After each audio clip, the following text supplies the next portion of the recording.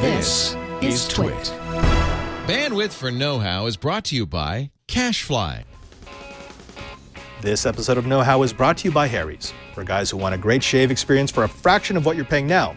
Right now, you can get $5 off one of their shave sets, including the limited edition Father's Day set. Just go to harrys.com/knowhow. And by Blue Apron, the #1 fresh ingredient and recipe delivery service in the country. See what's on the menu this week and get 3 meals free with your first purchase and free shipping by going to blueapron.com/knowhow. Today on Know-How, 3 dumb routers.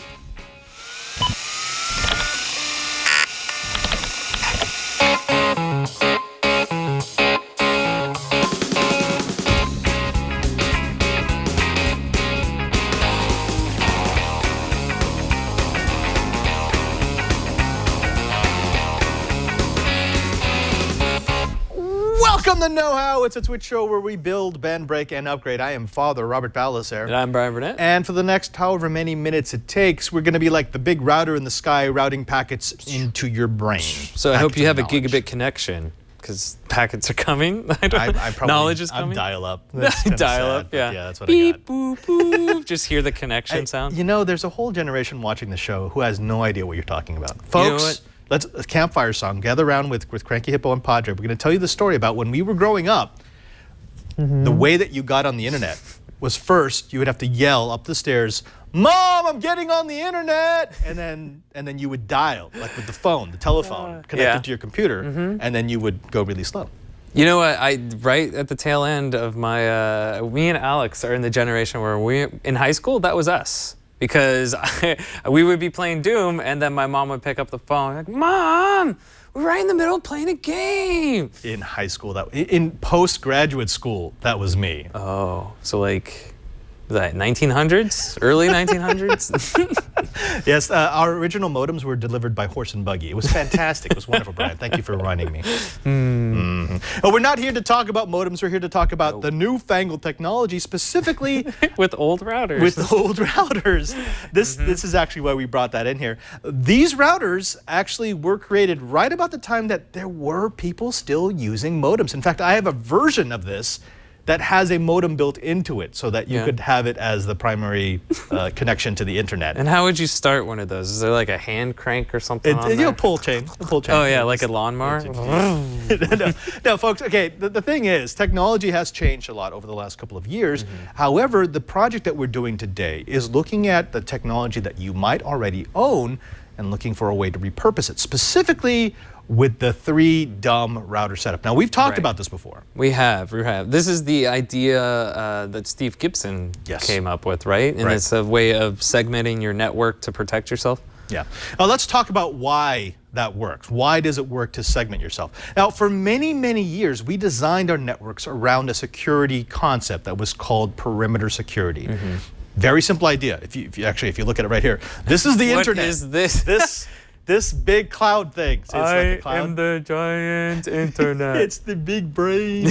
So the big brain is the internet. And the whole idea is you get the ability to connect this to your network. All you have to do is put a wall around your network. You make sure that one connection is protected and everything inside will be protected. That's perimeter security. Yeah, you should just draw some like nice little flowers and puppies inside of that circle, because nothing bad will ever happen. Just a big sign saying, "Hey, no, stop, let's cut it out." Only good things in here. That worked for the longest time because we weren't all that sophisticated with our networks, and attackers hadn't yet learned how to exploit different ways into a network. Right. The problem is using this assumes one huge thing, and that is that everyone on the inside is a good guy. Yeah, right. A good actor or a bad actor sort of thing. Yeah. Yeah, exactly. And unfortunately, we know that that's not the case.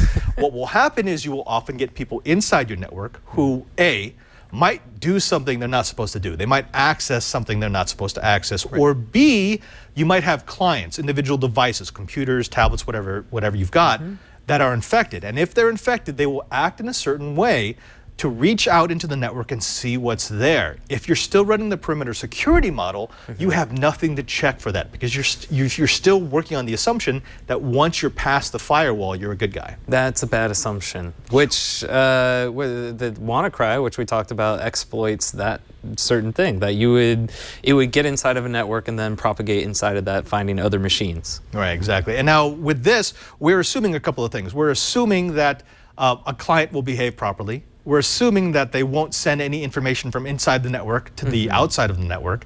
And those are assumptions you cannot make, because once a client gets WannaCry'd, or once a client gets owned by any remote access technology, it's going to allow someone from the outside to act as if they are an authorized user. And if you haven't segmented your network, if you're still working on this old vision of perimeter security, it means once they're past the gateway, there's nothing to stop them.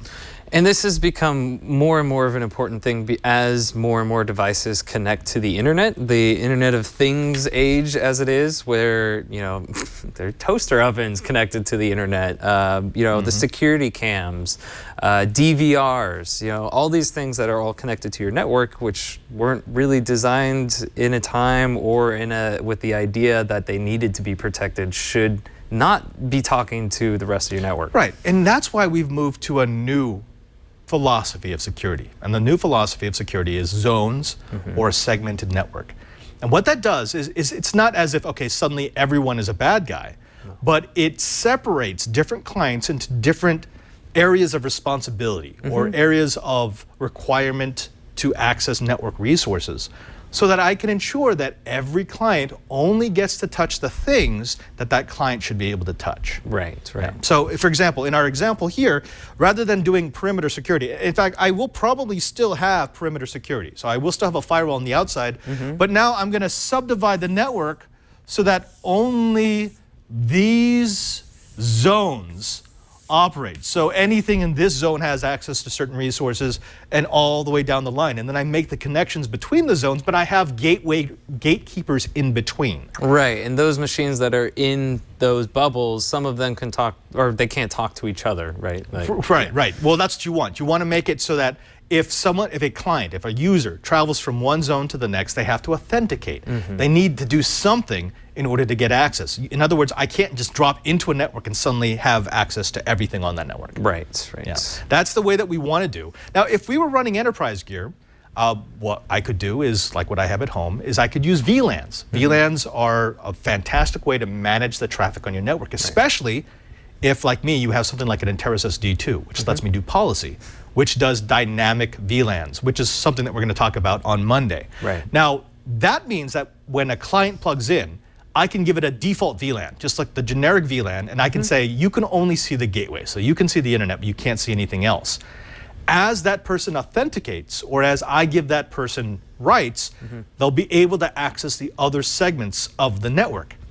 This is fantastic. It works incredibly well. I love my setup, but the problem is, most of us are probably not going to spend $1,000 or $5,000 on our home networks. No. Fortunately, there are routers that come with, you could set up a guest mode and then put on AP isolation, which is kind of the same thing, right? It's kind of good. Yeah, exactly. That is a VLAN, and that does work, but the problem is that's one. Yeah. So you have the guest network, and the guest network is isolated from the main network, but what do you do if you have multiple areas that you want to do? For example, I'm going to want a trusted part. I'm going to want the area that's just me and my NAS and all my devices. I might want another network for IoT devices. Like they're the least trusted. I just assume that they're going to be owned. Maybe I have a third network for appliances. Maybe a fourth network for guests. Maybe a fifth network for guests who I don't like. You can divide this any way you want. Now, if you've got a higher end switch, you can set up those individual VLANs, but if you don't, and if you don't really have the willpower to learn how to write policy, write the management configurations, then, well, enterprise gear may not be good for you. Maybe what you want is to be able to do that same thing with routers you probably have sitting in your closet. Yeah, so these are pretty familiar router. WRT54G. These are kind of ancient. I mean, when I say ancient, I mean these are 15 years old. But they're iconic at this point. They're kind of iconic. Yeah, you see this, you know exactly what it is. In fact, the new one, the their 2100 AC, Yes. or their 1900 AC, they made it look like this. So the Right. same color scheme, But like it's on bigger. steroids. It's got 4 antennas. I played a lot swole. with. It got super swole. I got went and super worked swole. out for a while. I used that router for a long time. It was a great router. It was.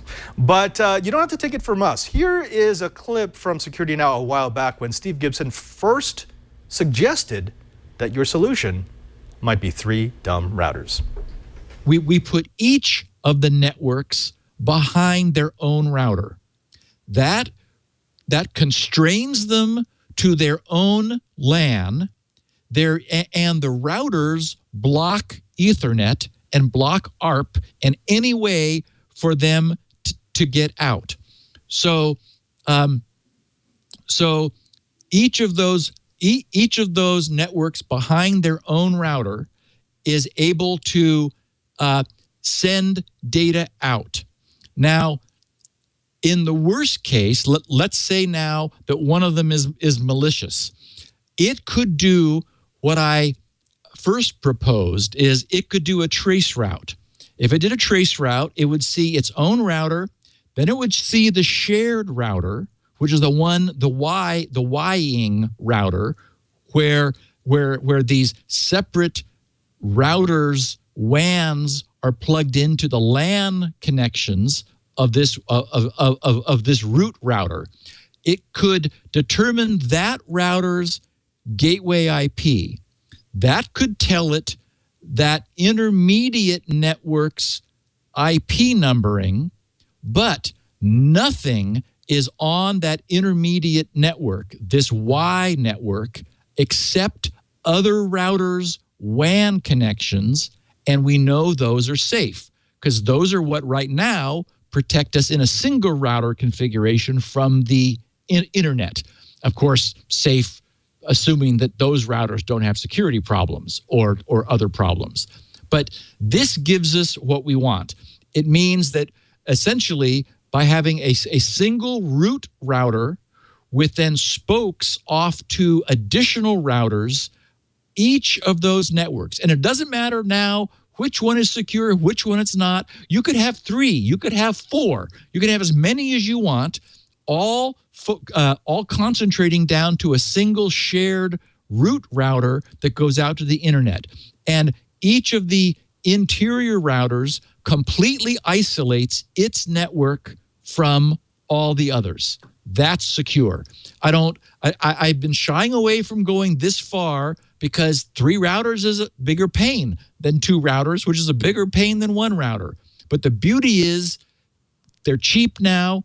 Probably you've got some in the closet, so it may not be a problem. That root router could be a non-Wi-Fi router. In fact, it probably does not want to be Wi-Fi unless maybe you used it for a guest network. But it's really better if it has no devices on it at all except other routers. Those are where you would want to have your Wi-Fi for your truly secure network and your probably not so secure Internet of Things network. Many of them are going to be hooked up with Wi-Fi, like the various Nest devices and so forth, and the infamous light bulb that is trying to break into our network. That's the only way I can see it being secure.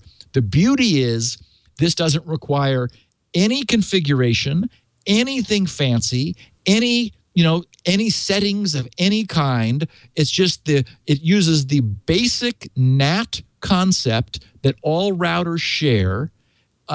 It blocks Ethernet, it routes IP, and it fully isolates the networks that are behind each of these routers so that they cannot see each other. And I don't think there is any. I don't think there's a simpler way to do this. Yes, if you have a fancy router, if you've got a firewall, if you're using pfSense, if you really know what you're doing, you could pull this off with a single device. But for, I think, 99.9% of us, if we're going to start playing with Internet of Things devices, give that its own router, take your main router and have them both feed into a router that goes out to the internet, then you've got isolation, and you don't have to worry about any of their settings. That's the concept in broad strokes. We've got people in the chat room who are saying, well, I have to go buy 3 routers. No. The whole idea here is you use 3 old routers. Just, you've probably got a couple. If you were going to go out and buy 3 brand new routers, I would probably suggest you get a really good router instead. Just one really nice one. Nice one.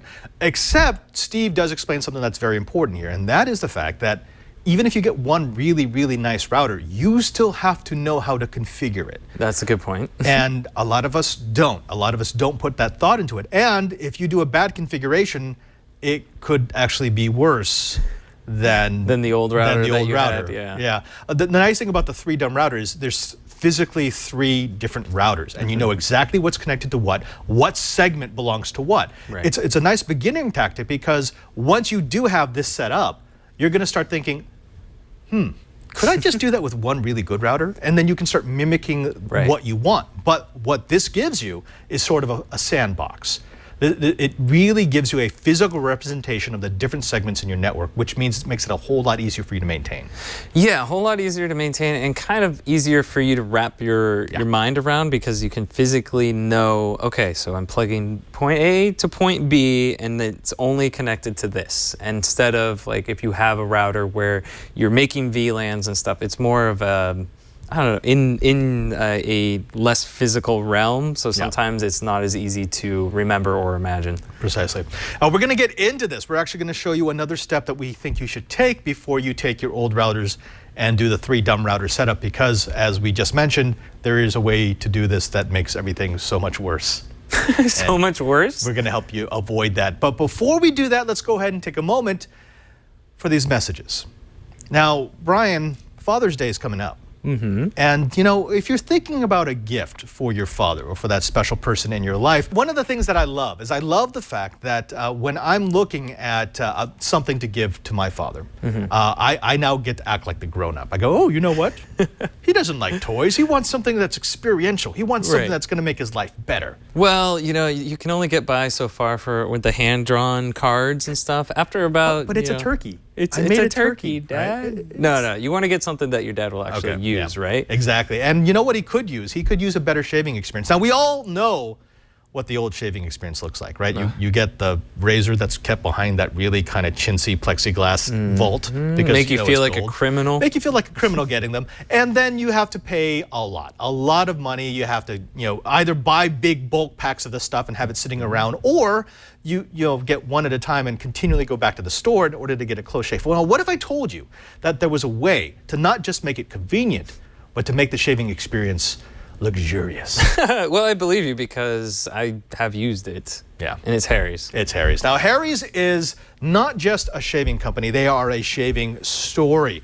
Now, we know that Father's Day is around the corner, and your dad's impossible to shop for, but he's going to love this. Our friends over at Harry's have a special offer that you're going to love, and your dad will love too. Get $5 off one of their shave sets, including the limited edition Father's Day set. Now, it's not that one. It's not that one. It's much nicer.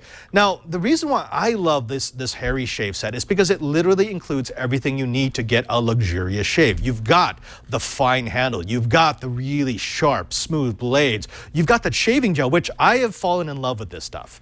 I've got like 5 bottles of this, and it's the only stuff I'll use. It's funny. Back in the day, I was using any old brand shaving cream. But now that I've used this, and it's scented, and it just feels good. It makes me feel refreshed after I shave. I'll accept no substitutes, Brian. Absolutely. Yeah. Now, Harry's is all about a great shave at a fair price. That's exactly what they deliver. This is 5 German-crafted blades with a flex hinge and a lubricating strip. They give you a 100% quality guarantee. They'll give you a full refund if you're not happy. That's $2 a blade or less, which is half the price of the leading 5-blade razor blade. Now, Harry shave sets start at just $15, and the razors include everything you need for a close, comfortable shave. That means that razor handle. That means the moisturizing shave gel. That means 3 of Harry's 5-blade precision-engineered razors. And for a limited time, they've got the Harry's limited edition Father's Day shave set. That comes with a storm gray razor handle, a chrome razor stand, foaming shave gel, 3 replacement blades, and a travel cover. Plus, It comes in a sleek, giftable box with the option to add custom engraving and a personalized card for free. Folks, it's time to move past the hand turkey. It's time to move past the ashtray that you made in craft. It's time to give a gift that your dad will actually love. Give the gift of a great shave this Father's Day. For a limited time, go to harrys.com/knowhow for $5 off of one of Harry's shave sets. That's harrys.com/knowhow to get $5 off. And we thank Harry's for their support of Know-How. Okay, Brian, so here we are with our 3 routers. And remember, I'm using Linksys WRT54Gs just because I had a ton of these. I had I think 16 of them sitting in a closet. Yep. I still have them in active deployment, but it doesn't have to be WRT54Gs. It could be any router that you have hanging around. We need at least 3. So you're going to have the core or root router. So this is my core. What this is going to do is this is the one that's going to be connecting to the internet. It needs to be the most secure because it's feeding all of the other routers, and it's the one that's facing the internet. So it needs to you need to make sure that there are no active exploits that people could use to take this over. Right. Because if they get this, they get access to the sub-routers. Right. I also like that you've gone ahead and named it and put the IP on there. Yeah, if you're going to do this project, documentation is absolutely essential. I'm doing this because I have control of my data closet. I'm the only one who ever goes in there. Yeah. But if you're putting these in a common area, maybe putting the admin username and password on the box on the front is not kind a of good a no-no. So, yeah. but write it down someplace. You need it like in a spreadsheet. Yeah, Okay. keep track. Now, I've got a second one. So I've got the core router. I've also going to have this. This is my trusted router. So this is the one where I'm going to put all the devices that I can trust and all the devices that I want to keep most safe. So, for example, that's my desktop. That's my laptop. That's the access point for just my devices. That's going to be my NAS box and my Sling box. Right. So the things that I want to access on my personal network, that's what I mean by trusted. And then I've got this. This is untrusted. So this is all the junk. Yeah. That I don't want to give access to my network. Right. Things that there might be exploits for out on the internet that there's just no way to patch them, but you still want to use them. Like maybe some security cameras, maybe a storage device, maybe just people connecting to your network that you don't know. Precisely, exactly. So, or IoT, Yeah. or like doorbells and sensors and lights. Now, the thing is, we're calling this 3-dumb router, but I could have a lot more. I mean, once I've got the core router, I can put as many sub routers as I want. Right. We talked about this before. So if I want 12 dumb routers, I can absolutely do that. But the question is why you have 13 routers just sort of sitting and chilling in place. That would be a little scary. A little bit scary. These are pretty cheap to pick up, though, aren't they? Like even if you want on eBay or something, I think I see these usually going for around, I don't know, 30, yeah, 30 and bucks. to that, I would say there's a discussion in the chat room about this. I don't know if I would pick up Linksys WRT54Gs. If you had them laying around. If I had them laying around or any other routers laying around, we'll talk about this in a little bit, then I might consider it. If I was going to get something just brand new, I might go with something like the MikroTiks. MikroTik makes some very nice low-price routers that would be perfect for the 3-dumb router setup, and they are relatively new. Okay. They're not 15 years old. It's hard to believe that these are 15 years old now. I know, right? I grew up with these You probably still have routers. one of these sitting somewhere, yeah? Oh, absolutely. It's the first router I tried using DDWRT on. Which is what we want to talk about. The one caveat to doing 3-dumb routers is you need to make sure your router is up to date, which is not going to be easy if you have a 15-year-old router. Linksys stopped making, well, it's actually not even Linksys anymore. It was Cisco Linksys for a while. Now it's Belkin Linksys? I think so, yeah. Or no, I don't know what they are anymore. But they stopped making firmware for this router in 2009. That was a little while ago. It was a little while ago, which means if there are any exploits that have developed for that firmware since then, it will always be vulnerable, which is why if you're going to do this with old hardware, I would suggest you only do it with hardware that can be upgraded to DDWRT or OpenWRT. Okay. This is the open source firmware movement that, which is why these were so popular. Right, because it gives you access to a lot of things that you didn't have before with the prior software. Absolutely. People were using these in enterprise. I actually saw these in a lot. In fact, I've used these in a lot of low-cost Soho offices because you can do things like install a VPN server on this. It's not a very good VPN server because the hardware was limited, but that was unheard of back then. I mean, this is back in the day where security was literally, just turn it off. Just unplug it. Just unplug it. You can't get owned if it's not plugged in. Exactly. Okay. And yeah, so again, this is the caveat. If you've got that 15-year-old Netgear router and it's running 10-year-old firmware and there is no chance to upgrade it, that's a throwaway. Well, you also talked about that policy you have with your NASs too. As soon as they have end-of-life service and they're not patching anymore, you take it off your network. Yeah, exactly, right? Okay, so here's what we're gonna do. I wanna give you a really short video, just a quick clip on what you're gonna do if your router does support OpenWRT or DDWRT. If it does, the procedure is gonna be pretty similar for you as it is for one of these WRT54Gs.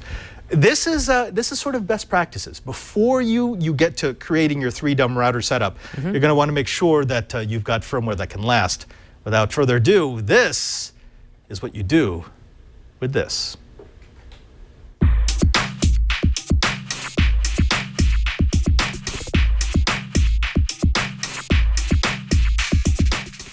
For our 3-dumb router, or 3DR setup, our primary source of routers will be a pile of 15-year-old Linksys WRT54Gs.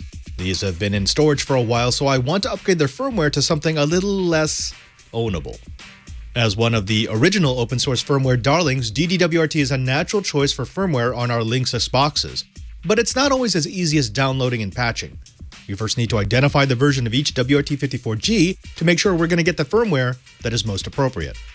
Version checking is as simple as navigating to the DDWRT page for the WRT54G and checking the first 4 characters of your router's serial number against the chart. In my case, I have a single version 1 and 2 version 4 units, one of them being a G and the other being a GS. Make sure to double check your version as loading the wrong firmware on your router may brick the device. This is custom firmware, which means not everything will work without a hitch.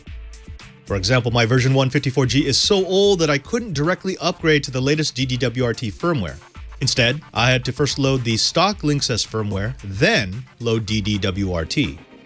You'll need to find the proper way to do it with whatever routers you're using. A little tricky for me, since Linksys no longer offers that firmware for download off their site, but nothing a little Google search couldn't fix.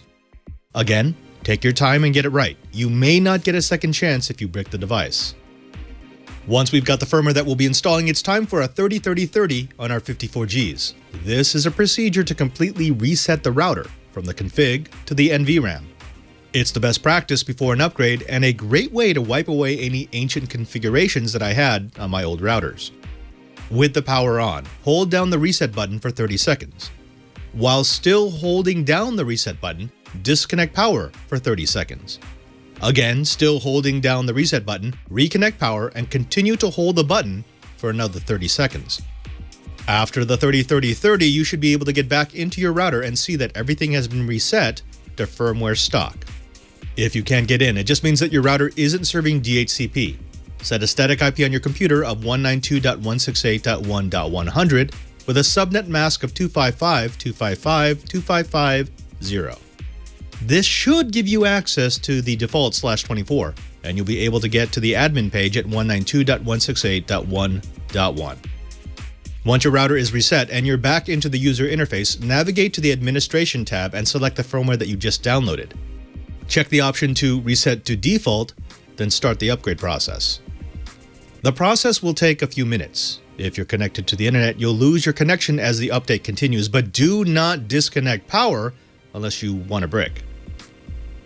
Once the interface is again available, we'll set our login credentials and will then be dropped into the system information screen. Make sure to document the login credentials that you created, then repeat the process on the other routers in your 3DR setup. Get everything up to date, but leave all your settings at their default. That configuration is coming up.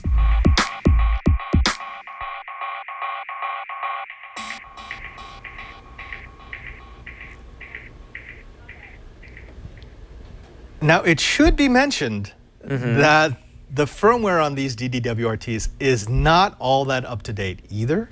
Yeah. I think the last update for this group in general was in 2015, but it's still a whole lot better than 2009.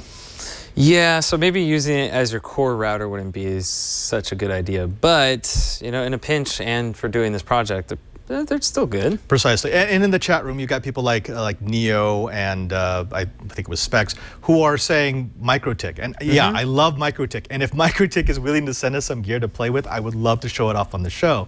But, you know, that is something that I would buy. Right. This is something that I already have. And I'm not saying go out and buy three DDWRT capable routers. You can get any 3 routers that you want. Hopefully you've got them in your inventory. Right. And you know, this is, again, it's a fun training project. If you can create a network that makes you learn something, that's a good thing. Yeah, well, it looks like you have something written on the board. Are we getting to that? We're going to get to that. We're going to be setting up a little something. We need a way to actually link these together in a way that's going to make sense. Yeah. But before we do that, let's go ahead and take another moment for these messages. I know that it's hard to eat right. I get it. It's too easy to get fast food. It's too easy to get snacks. My personal pet peeve right now, Brian, is that Lowe's late at night sessions, which I do a lot because that's when I do my editing, that's when I do my recording. Right. And you just get packaged. Like 2 in the morning, you feel like having a snack, and you always eat the most unhealthy garbage possible.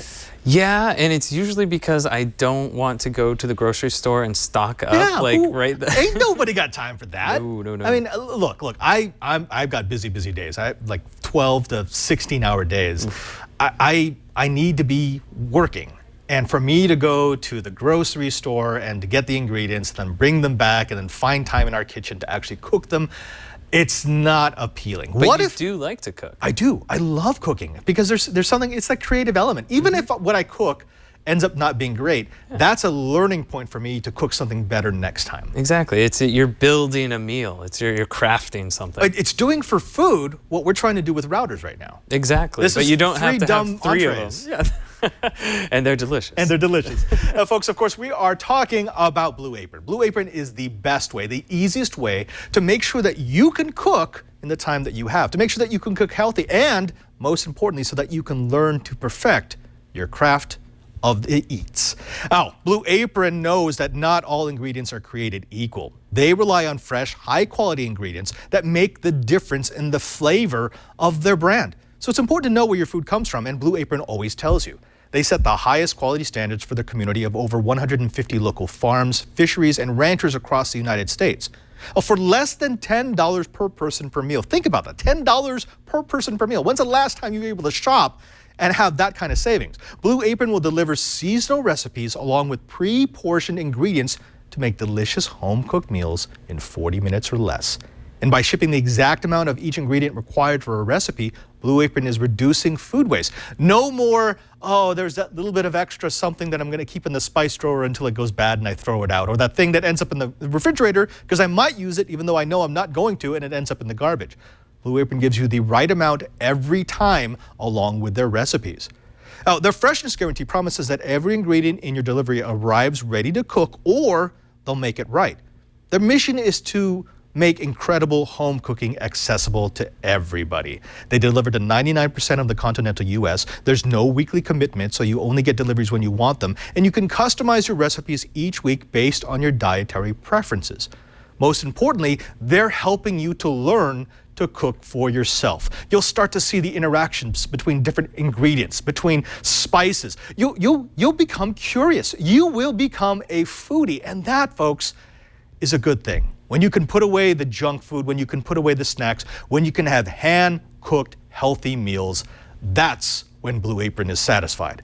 You can choose from a variety of new recipes each week, or let Blue Apron's culinary team surprise you. Their upcoming meals include warm smoked trout and asparagus salad with fingerling potatoes and garlic croutons, spiced zucchini enchiladas with creamy lime and tomato sauce, elote-style vegetable tostadas with summer squash, poblano peppers, and cilantro rice, or how about peach honey glazed chicken with mashed sweet potatoes, collard greens, and Thai basil? You can get it all and more at Blue Apron. You can check out this week's menu and get 3 meals free with your first purchase, and free shipping by going to blueapron.com/knowhow. You'll love how good it feels and tastes to create incredible home-cooked meals with Blue Apron. Don't wait. Start eating healthy today and get knowledge on cooking by going to blueapron.com/knowhow. That's blueapron.com/knowhow. Blue Apron, it's a better way to cook. And we thank Blue Apron for their support of Know-How. Okay, Brian, so here we have our upgraded routers. Right. These are all set to go. Now we need to figure out how we're actually going to wire them. And it's nice to have them in a stack, but right now they're probably not passing too many packets. No, it's not. No power, nothing plugged in, but it's probably a good idea to map out what we want to do. It is a good idea to map out. So when we finally wire this up, this is what it's going to look like. I've got the internet up here. I'm going to drop down into my core router. Remember, the core router is the one that I want to be most secure because it's actually facing the internet. This is the one that people can probe. This is the one that they can poke. If it is exploitable, then they can get in here, and now they have access to the internal network. That's a bad thing. Right. And so would you recommend if you're running a core router, should you do shields up just to be sure that Always. that route? Yeah. Yeah. You always run it against the point that is most vulnerable. And in your network, the point that is most vulnerable Is that one? is the point that touches the internet, because that's where the attacks are going to come from. Okay. Okay, so once I get my core router, I'm going to have these two routers underneath it. I've got my trusted and my untrusted. Now, this is important. Nothing else goes on the core router, the LAN side of the core router, other than the other two routers, or the three routers. Right. Do not connect a game console to this. Do not connect a camera to this, because the whole idea is that even if someone owns this router, all they will be able to see are the other two routers. Okay. And now they'll have to attack those in order to try to get to something that's get to the usable. next layer. Yeah. Right. This is one of these things where it does help to have the physical router rather than some virtual thing, because now I can see, is there something plugged into this router that's not a router? If that's true, then I've messed up my configuration. I need to fix that. Okay. Okay. Now, before we get into actually connecting these, let's look at the configuration. Now, two of these I've already pre-configured, so I wouldn't have to do them on the show. But let's go ahead and do the third one, which is the untrusted network. So I have not yet configured the untrusted router. Okay. This should give us an idea of what it should look like in the final configuration. Okay. There are a couple of rules that we're going to follow to make this just a little bit easier for people to configure. Now, this is not the end-all be-all. You could go crazy with your configuration once you start learning how it works. But the setup I'm going to give you is sort of the bare minimum. This will make it actually work on your computer. Okay. All right, so let's go ahead and Alex, if you go to my computer, let's see if this is actually set up. It's going to take a while for it to get an IP address. Are you home? You're not home yet. Hold on. Well, we just plugged it in. Give the old girl a chance. Now it's live. Okay, so this is fresh. This is new firmware. Unfortunately, this is from 2009, but it's still DDWRT. Yeah. And I did patch this, so it's got. So it's better, way better than the stock firmware. Oh, the stock firmware was horrible. Okay, so what I'm going to do is I'm going to go step by step to show you all the different things that you need to change. The first part is under Basic Setup. So under my Setup tab, I'm probably going to put there we go. There's a few things I want to change. The first thing I'm going to change is the router name. So this is going to be the untrusted segment, so I'm going to call it untrusted. Or is that, untrusted. The second thing I'm going to want to change is the local IP address. This is a /24. You don't need to know what that is right now. If you want to figure it out, go back to our Networking 101 episodes where we're talking about routing. /24 just means I have 256, or actually 254 addresses available to me. Right. Starting at the number I give here. This is important. You want to have an addressing scheme that makes sense to you. For me, my core router is 192.168.10.1. My trusted router is 192.168.20.1. My untrusted network is 192.168.30.1. And the reason why I'm doing this is because no matter what device I plug into any router, I will automatically know which one it is by 10, 20, or 30. Yeah, that makes sense. They Good way have of keeping track. Yes, and they have to be different ranges. You can't have all of them 192.168.1.1. And the reason for that is, remember, I'm going from one router to the next. So if I have a device, if you come back to the white, Alex, if I have a device that is here, And this is 192.168.1.1. And so is that This one. is 192.168.1.1.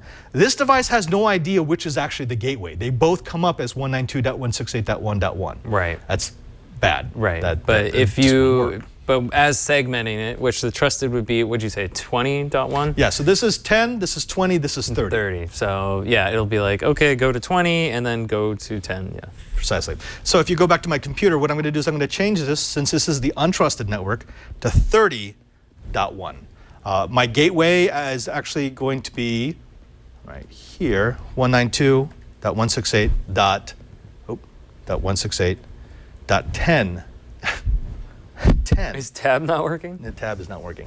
That one. And then my local DNS, I'm actually going to leave that at 8.8.8.8, which is Google. Actually, that's what I use. Yeah. And then the backup is 8.8.4.4. Right, or OpenDNS, which is 208.67.220.220 or 222.222. Ah. It's weird how you come to memorize these things. Yeah, after you've played with your network for enough times, you start to memorize these numbers. Right.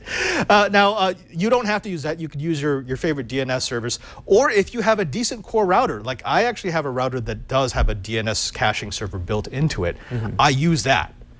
So I would set it for 192.168.10.1. Right. But in this particular case, I'm going to use Google instead.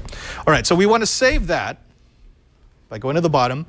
Do not apply. If you apply, what will happen on DDWRT is it actually reboots the router when we don't want that noise right now. Ah, okay. Okay. So the next thing is I'm going to go up to wireless. I always start with disabling, especially on these older routers.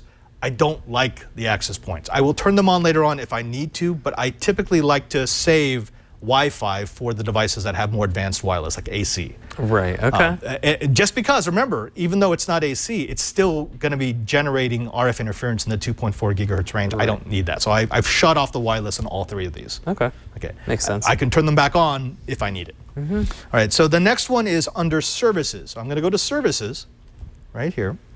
And I want to do two things. I want to disable Telnet, which is a way to allow me to get into the router via Telnet. I'm not going to use that. This is, again, I can turn this on later on, but right now, remember what we said in Networking 101, if you're not using the service, turn it off. Right.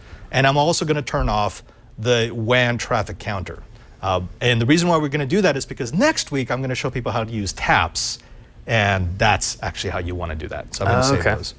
So those are saved. The next one I'm going to want to do is under administration. So I'm going to go to administration, and I'm going to do a few things here. First thing is I'm going to go ahead and disable cron. Cron is Linux scripting. I'm not going to do any scripting right now.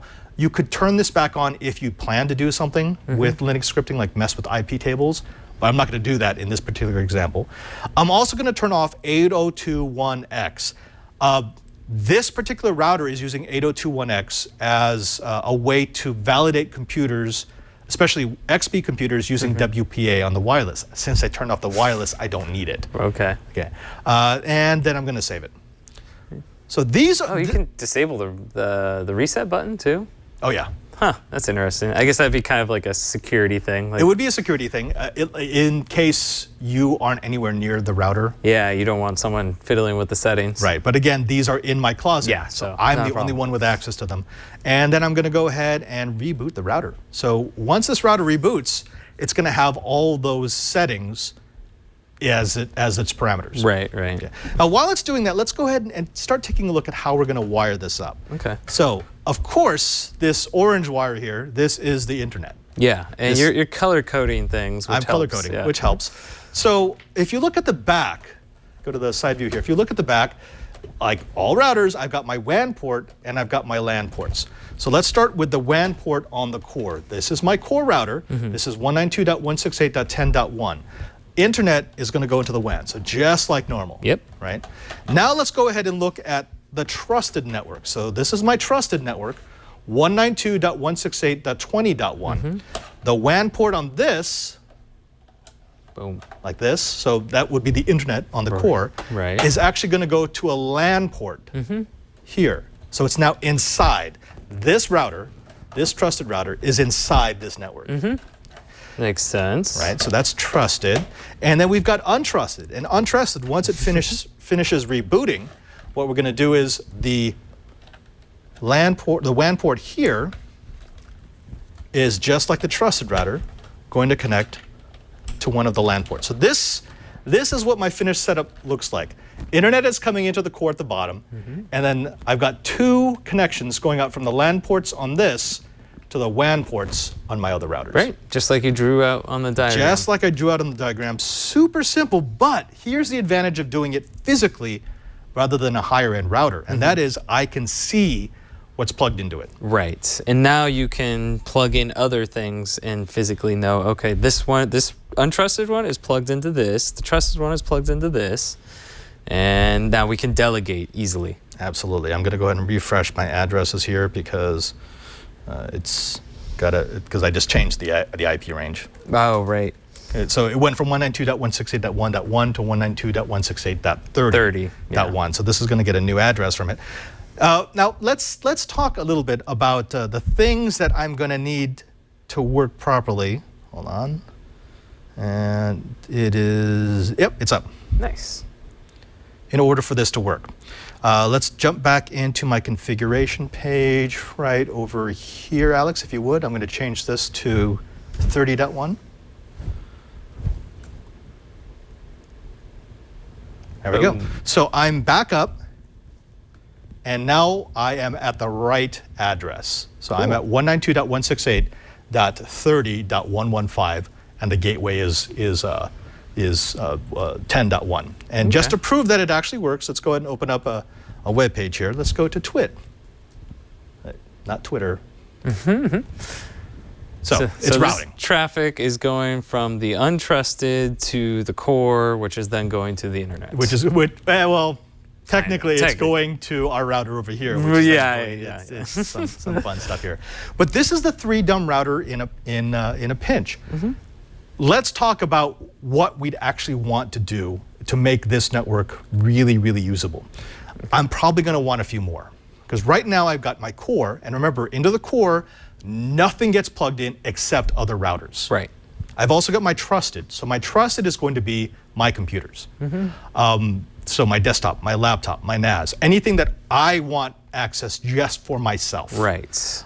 Maybe I'm going to have my untrusted be for IoT devices. So any IoT device, which I'm going to assume is owned, I'm going to assume it's compromised, goes on the untrusted network. Right. But that's a huge gap between trusted and untrusted. What about all the stuff that comes in the middle? Like, for example, TVs, appliances, your game console. Maybe I want a semi-trusted network. Right. Maybe I want another one for a guest network. And the guest network, maybe I dual home my NAS box so that guests can get access to the internet, and they can also get access to a share that I open up on the NAS for them. Right. This is when it becomes fun, because it's all physical. I can actually see the cables. The cables, you got to remember, when I'm talking about VLANs, it's just like cables, but they're virtual. You can't see them. Right. In this particular case, I actually can see the cables. It's much easier to learn this way.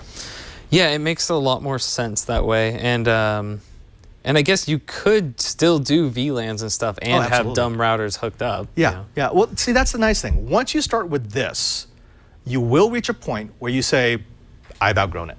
Right. It no longer does what I needed to do. That's not a bad thing. That's a good thing. It means you can actually take advantage of a higher end router. You may ask why I didn't include my favorite router on this, the Synology 2600. Well, the Synology 2600, honestly, is overkill for this. The 2600 could do all of this inside of itself. Right. And a lot of those, better. A lot of those things that you disabled in the firmware on this already come disabled. Right, like out of the box, because there's a lot of things. I use the 1900 Synology, and there's a lot of things on that it's like, well, if you're not going to use it, it's going to be disabled by default. Right, right.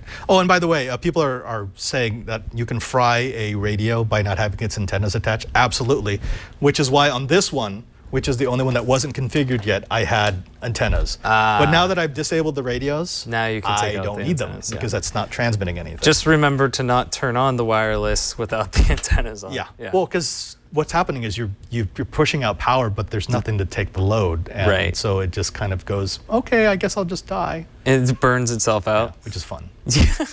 No, not fun. Not fun at all. A few other things about this.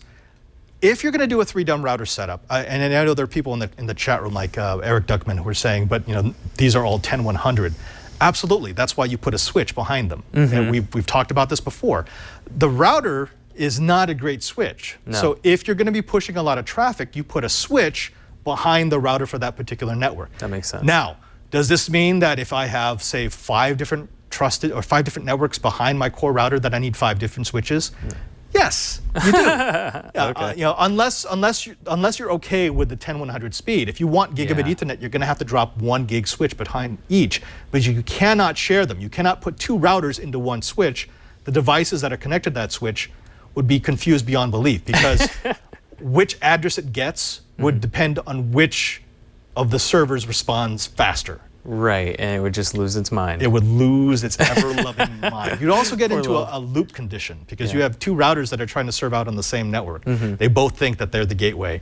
It makes for fun times. Yeah, and the thing I like about this project too is if any one of these routers gets hosed, it won't affect anything else connected to the other routers because it has to get through the other one. Precisely, exactly. That's the advantage of doing this. I can pretty much guarantee that with my taps, I will be able to see weirdness.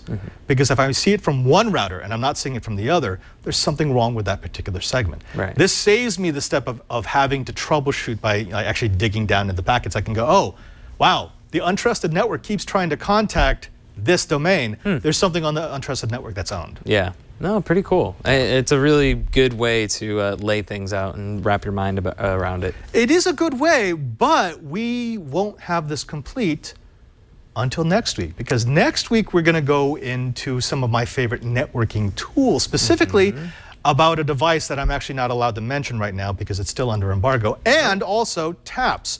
This is the perfect place to start practicing with taps because I can now isolate individual network segments. And I can say, I only want to see what my IoT traffic looks like right now. I only want to see what my personal traffic looks like now. Or I only want to see what my appliance traffic looks like. Right. That's what a trap is very good for. And doing a hardware solution like 3 dumb routers means it's very easy for me to figure out what traffic I'm tapping at what time. Okay. Yeah, no, I love that idea. Yeah. Cool. That's what's coming up next week. But folks, if you've got any questions about what we did with 3 dumb routers, what you need to do is to go to our show page, which, Brian, where do we put that? Whoa, man. Oh, wait, I think I know. It's twit.tv/KH.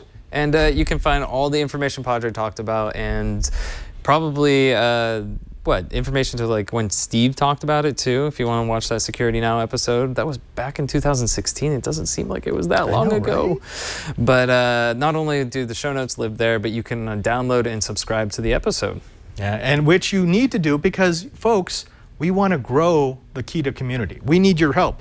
Pass this along to friends. If they're interested in anything that we do here on Know How, that's networking, that's making, it's 3D printing, it's playing with microcontrollers.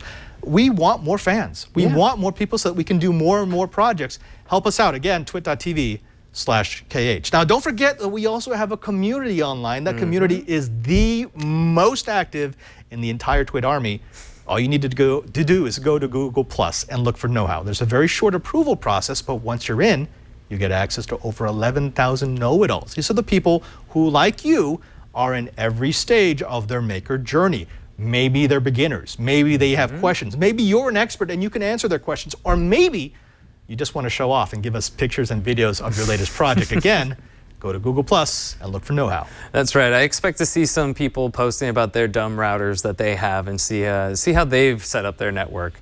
But if you want to figure out what we're doing outside of the show or what projects we might be working on or other shows that we have projects for, because we do segments for the new screensavers, the best place to find that is on Twitter, and I am at cranky_hippo. And you can find me at PadreSJ. And you can find the third member of our crew who always takes one for the team. We call him Yamcha. You can find me Yamcha at twitter.com/ANELF3. Excuse me, Padre. Pronounced Alex. What? You know, that's something that Yamcha would say. Totally. That's such a Yamcha. So Yamcha. You got us again. What a jerk. Until next time, I am Father Robert Balacer. And I'm Brian Burnett. And now that you know how, go dumb router it. Go dumb route it. Maybe the show title should be Three Dumb Hosts. Three dumb you know. hosts.